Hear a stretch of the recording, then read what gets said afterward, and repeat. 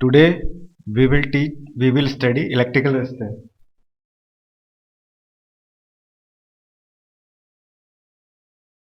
Electrical resistance is the property of a substance by virtue of which it opposes the flow of electric current through it is termed as a electrical resistance.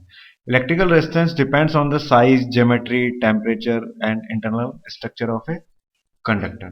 तो हम आज की class में हम किसी conductor का resistance find out करेंगे.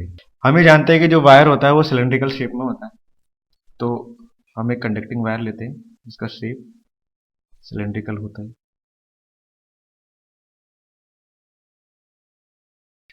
इस सिलेंड्रिकल शेप वाले वायर की लेंथ है स्मॉल एल और मैंने इस वायर के across potential difference V apply कर दिया और इस एंड को हाई पोटेंशियल पे रखा है और इस एंड को लो पोटेंशियल पे. V potential difference between the 2 points of this conductor. Then electric field. Then there will be electric field in the conducting wire and the direction of electric field from high potential to low potential. And electric field E is equal to V by L. हमें मानते हैं कि number of free charge particles per unit volume is small n.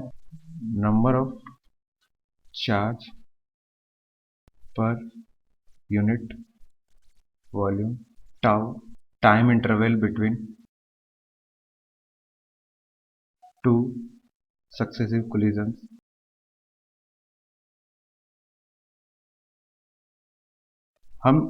अगर हम किसी conducting wire के across potential difference apply ना करें तो हम तो ये जानते हैं कि कंडक्टिंग वायर में फ्री चार्ज पार्टिकल्स होते हैं जो रैंडमली मूव करते हैं. अगर हम उन सारे पार्टिकल्स की एवरेज वेलोसिटी निकालें तो एवरेज वेलोसिटी 0 आती है क्योंकि सारे पार्टिकल्स रैंडमली किसी भी डायरेक्शन में मूव कर रहे हैं तो नेट चार्ज फ्लो 0 हो जाता है. लेकिन अगर हम किसी कंडक्टर के दोनों एंड पॉइंट्स के अक्रॉस पोटेंशियल डिफरेंस अप्लाई करें तो पोटेंशियल डिफरेंस की वजह से उस कंडक्टिंग वायर में इलेक्ट्रिक फील्ड प्रोड्यूस होता है और इलेक्ट्रिक फील्ड की वजह से जो सारे चार्ज पहले जो रैंडमली मोशन कर रहे थे वो एक पर्टिकुलर डायरेक्शन में मोशन करने लग जाते हैं. तो पर्टिकुलर डायरेक्शन में जब वो मोशन करेंगे तो उनकी एवरेज वेलोसिटी कुछ आएगी. तो वो जो एवरेज वेलोसिटी होती है उसे हम कहते हैं ड्रिफ्ट वेलोसिटी. Drift velocity. अगर हम इस कंडक्टिंग वायर का हम क्रॉस सेक्शन एरिया ए लेते हैं. Cross section area A. अगर हम इस कंडक्टिंग वायर से नेट चार्ज फ्लो देखना चाहें पर यूनिट टाइम, हमने क्रॉस सेक्शन एरिया यहाँ पे कंसीडर किया है. यहाँ पे कुछ चार्ज पार्टिकल्स हैं.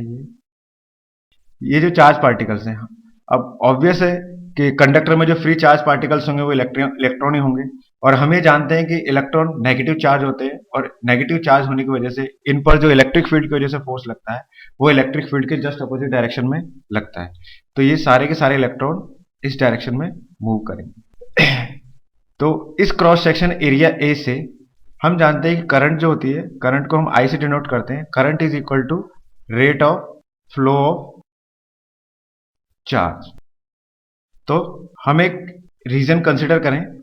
इस रीजन में number of charge particles per unit volume is equal to small N. ये सारे charge particle drift velocity VD से मूव कर रहे हैं. तो ये एक सेकंड में ये जो चार्ज पार्टिकल है ये वीडी डिस्टेंस कवर करते हैं. तो हम ये देखते हैं कि कितने नंबर ऑफ चार्ज पार्टिकल्स एक सेकंड में इस क्रॉस सेक्शन एरिया से इधर आ जाते हैं. तो number of charge particles in any region is equal to V A small N. अगर हम इसे इलेक्ट्रॉन के चार्ज से मल्टीप्लाई कर दें तो नेट चार्ज हो जाएगा. Net charge is equal to A N E V D. ये जो नेट चार्ज है, ये नेट चार्ज एक सेकंड में इस क्रॉस सेक्शन एरिया से फ्लो हो जाता है. तो यही करंट है. Current is equal to A N E V D. तो हमने करंट फाइंड आउट कर ली. Current is equal to, according to Ohm's law, current is equal to V upon R. Then R is equal to V upon I, और V की value हमने यहां find out की है कि E L upon, then R is equal to E L upon A N E V D। और जो drift velocity, अगर मैं इस ड्रिफ्ट वेलोसिटी को कैलकुलेट करना चाहूं तो मोशन की फर्स्ट इक्वेशन होती है v is equal to u plus a t. तो here is the acceleration of a free charge particle. तो एक्सेलरेशन होता है फोर्स अपॉन मास, और इलेक्ट्रॉन पर जो फोर्स होगा वो होगा small E upon mass, then it will be acceleration.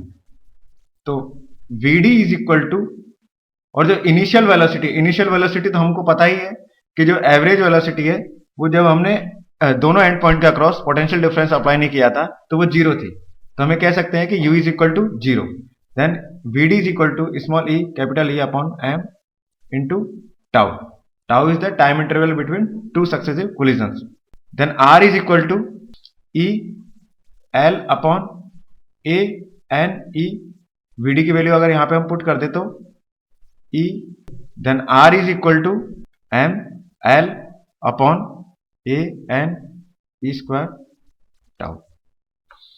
तो हम ये देख रहे हैं कि इसमें जो मास ऑफ इलेक्ट्रॉन है ये भी कांस्टेंट है, और नंबर ऑफ चार्ज पार्टिकल पर यूनिट वॉल्यूम ये भी कांस्टेंट है किसी भी कंडक्टिंग वायर के लिए, एंड इलेक्ट्रॉन का चार्ज ये भी कांस्टेंट है। तो हम इसको ऐसे लिख सकते हैं R is equal to any constant L upon A। This constant is equal to m upon n e square tau. तो ये जो कांस्टेंट है इसको हम कहते हैं स्पेसिफिक रेजिस्टेंस।